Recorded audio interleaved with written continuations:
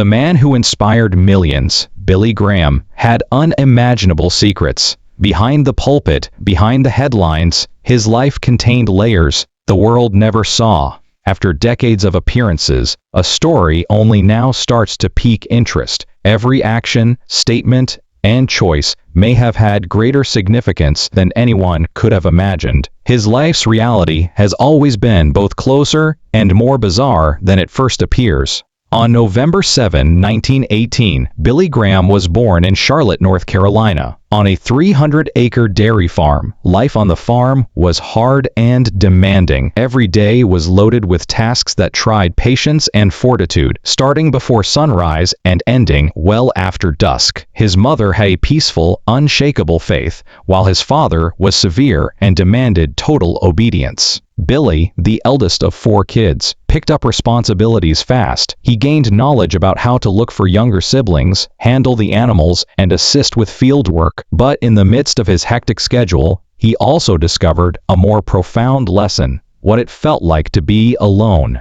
He had plenty of time to reflect because of the expansive fields, the never-ending tasks, and the long, quiet evenings. He often pondered if there was more to life than hard work, sweat, and solitude. But what that may be, he could not yet comprehend.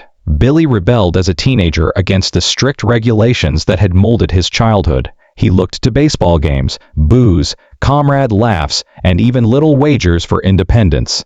He avoided going to church whenever possible since religion seemed far away and practically unimportant. Freedom felt real, exciting, and alive. However, a silent loneliness developed beneath the surface arrogance. There was an aching emptiness to the rural nights. Billy felt restless, as if a part of him was missing, something he had not yet given a name to. Unsure of where to turn and irritated by the constraint he had always experienced, he silently grappled with issues about life and meaning.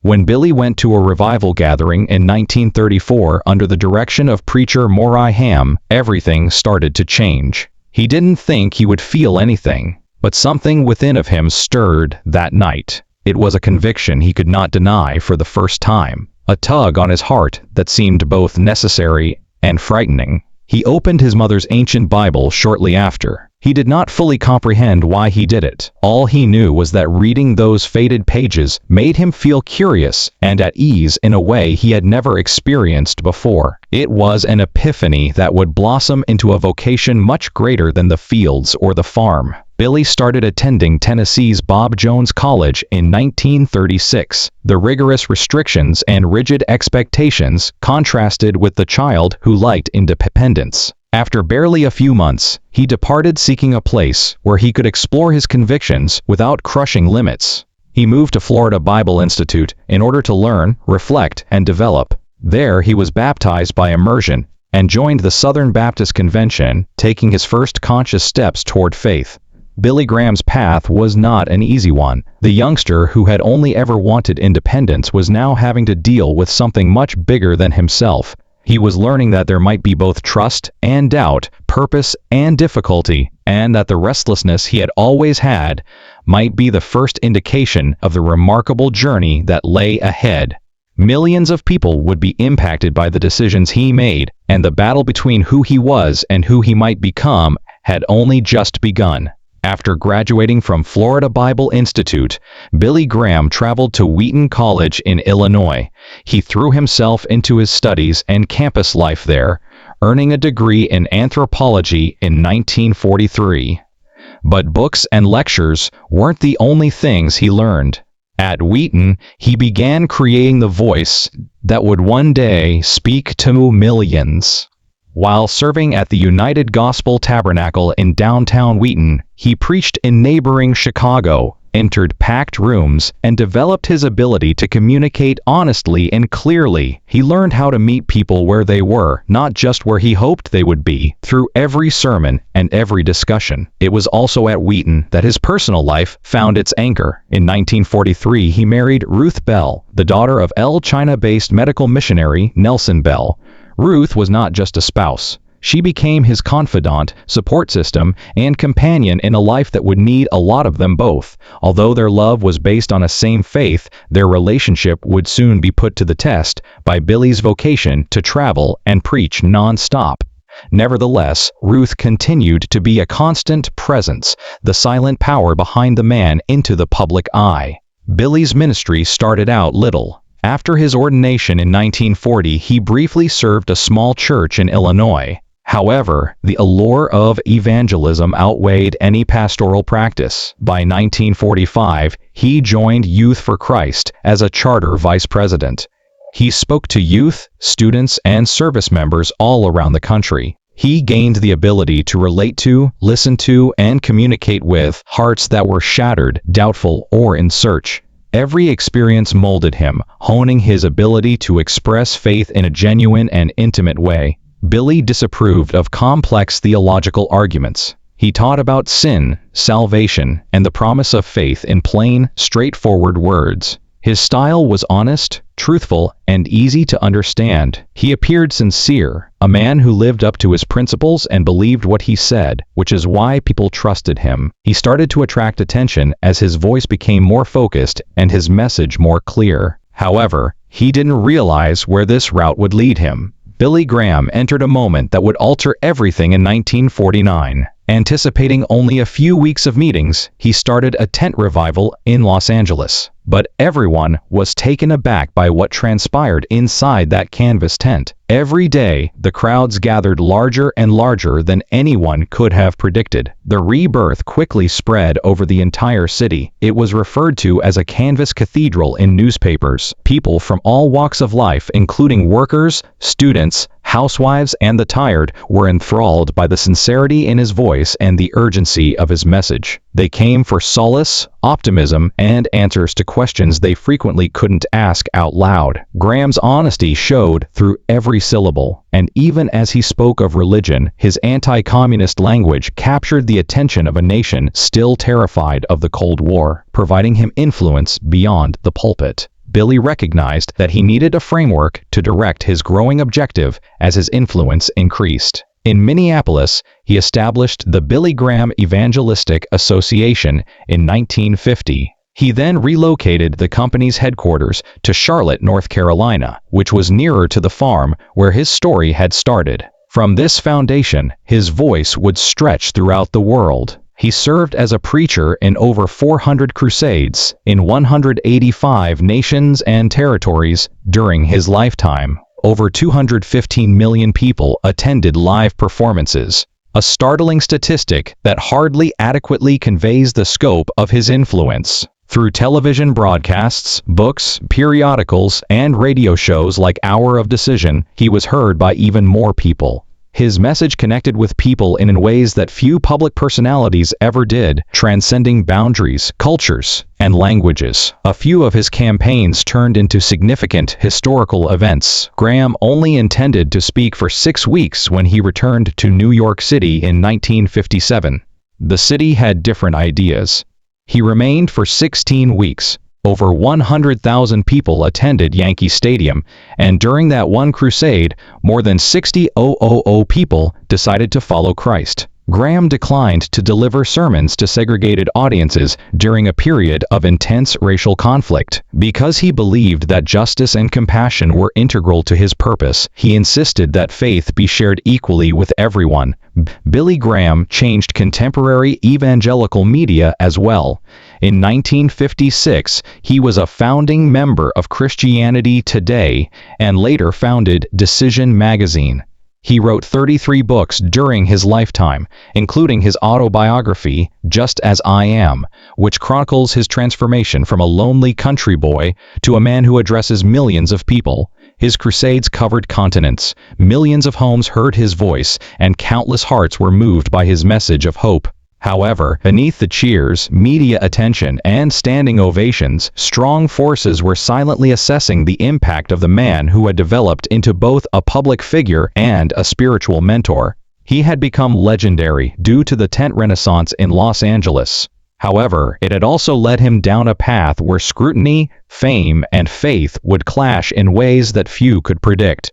people who were aware of his power and eager to see how far he could go. The young man who had once prioritized freedom over religion was now well known throughout the world. However, the difficulties that lay ahead would put more than just his endurance to the test. Billy Graham's impact extended to the highest levels of government. From Harry Truman to Barack Obama, he provided spiritual guidance to U.S. presidents for decades. Prominent individuals, such as media tycoon William Randolph Hearst, praised him for his anti-communist stance during the early Cold War. People listened to him wherever he went.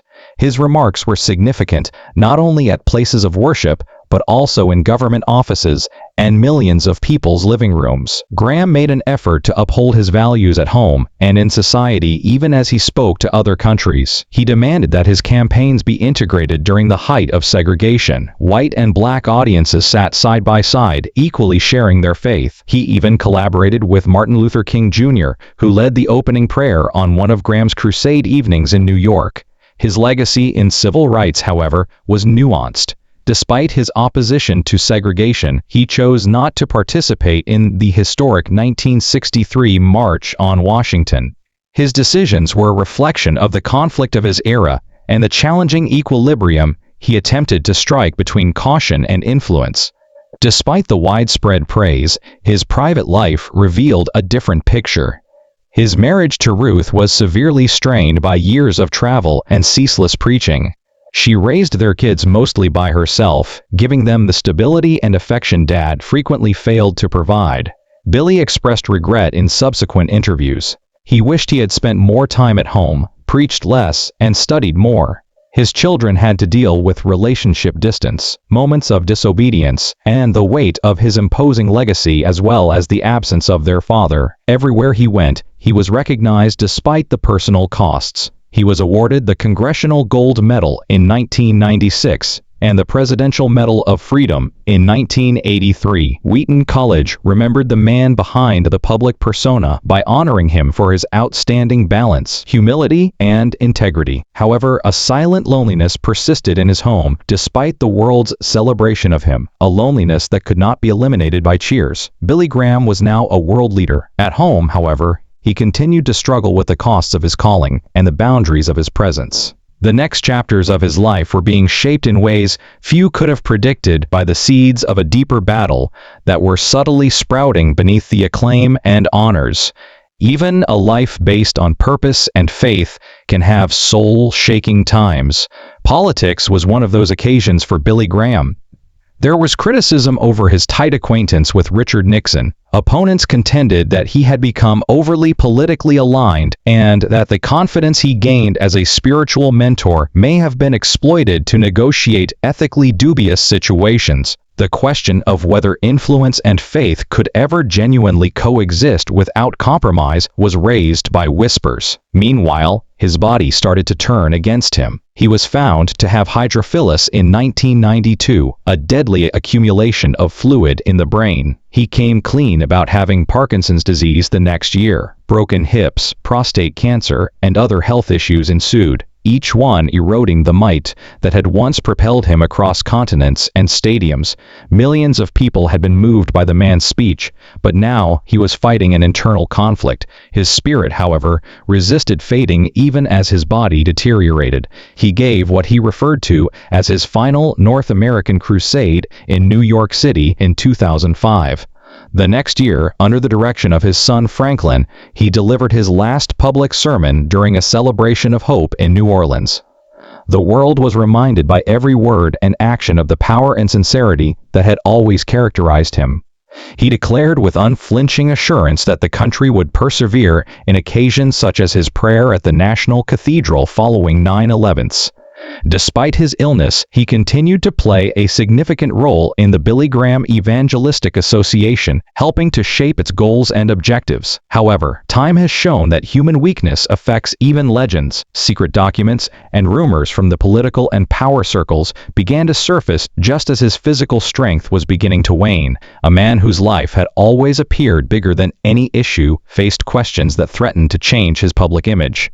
The preacher who spoke to nations and the youngster who once yearned for freedom now confronted an impossible task. The world waited to see how the man who had led millions of people would handle the shadows that were silently gathering around him, even in his latter years. Billy Graham died just before turning 100 on February 21, 2018, at his Monterey, North Carolina residence. The death of a man who had impacted millions of lives was lamented by the entire world, but there was a subtle tension in his last resting place. At first, his son Ned wanted a straightforward mountain burial rather than being buried at the Billy Graham Library. Decisions regarding legacy even after death generated discussion, serving as a reminder to the world that faith and family are never simple. Graham's influence had garnered more than adoration for decades. According to reports, the FBI kept an eye on a man whose views were heard by prime ministers, presidents, and other influential people all around the world. His involvement in Cold War politics is called into doubt by declassified documents that reveal encounters with policymakers, intelligence officers, and international leaders. Few people could ever really comprehend the combination of faith, influence, and criticism that characterized Graham's life. Graham wrote with unexpected candor in his senior years. He thought about regret, dread, and the weight of his public persona. He preferred to be known as a sinner who was saved by grace rather than as a saint. He cautioned his children about the perils of abusing spiritual influence and encouraged them, especially Franklin, to lead with integrity. His statements showed a guy aware of his limitations as much as his reach.